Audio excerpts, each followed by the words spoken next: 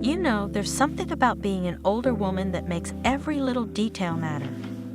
Men often think fashion is just clothes, fabric, a way to cover the body. But when you've lived long enough, when you've worn it all, tried it all, you realize fashion is something else entirely.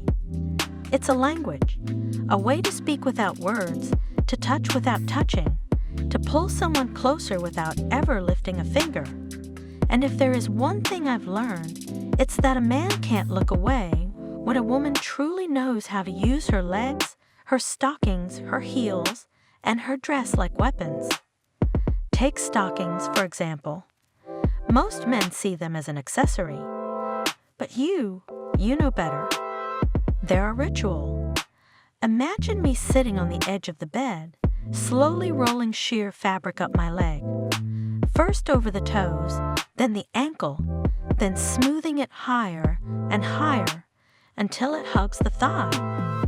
It's a deliberate act, slow enough that you can't help but watch. The silk clings in just the right way, shaping the calf, defining the thigh, leaving that thin seam like a trail for your eyes to follow. Older women understand that stockings aren't worn to keep warm. They're worn to set a man's mind on fire, to make him picture what's just beneath, to make him ache to slide his hand under the edge where fabric meets skin. And then there are heels. Do you realize what heels really do? They don't just add height. They force a woman's body to move differently. They arch the back, tighten the calves, make the hips sway just a little more with every step. You hear me before you see me. The sharp rhythm of heels clicking against the floor, and it makes your chest tighten because you know who's coming. When I walk into a room, the sound of my heels is an announcement, but the sight of my legs in them is the punishment. Every step is a performance, every pause an invitation. And the best part? I know you're watching. I know exactly where your eyes are, and I don't need to hurry. The longer you watch, the weaker your will gets. Now dresses, that's where the real art lies. A well-cut dress is more dangerous than any bare skin because it knows how to tease. A hemline that ends just above the knee shows enough to make you restless, but still leaves your imagination running wild.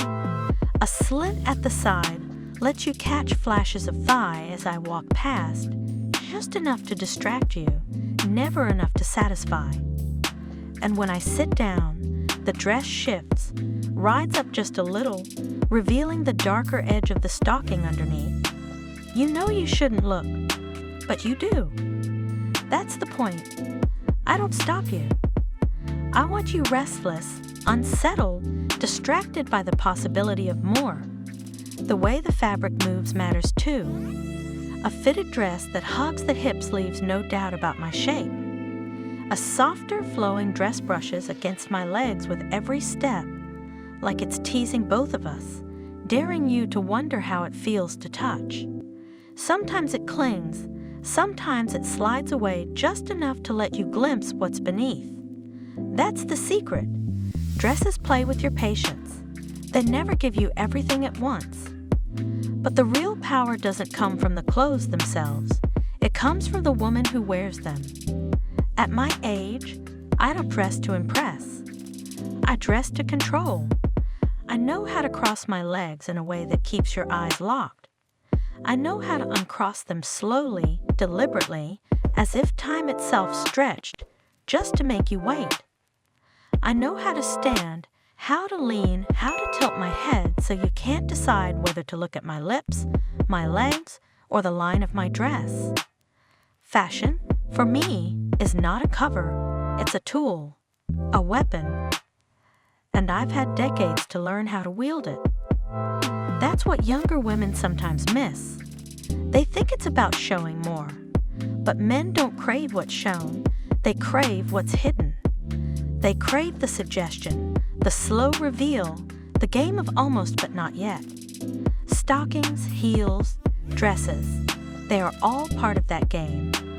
They make you imagine how the skin feels beneath the nylon, how the heel would dig into your back if I pressed close, how the fabric would slide up higher if I leaned forward just a little.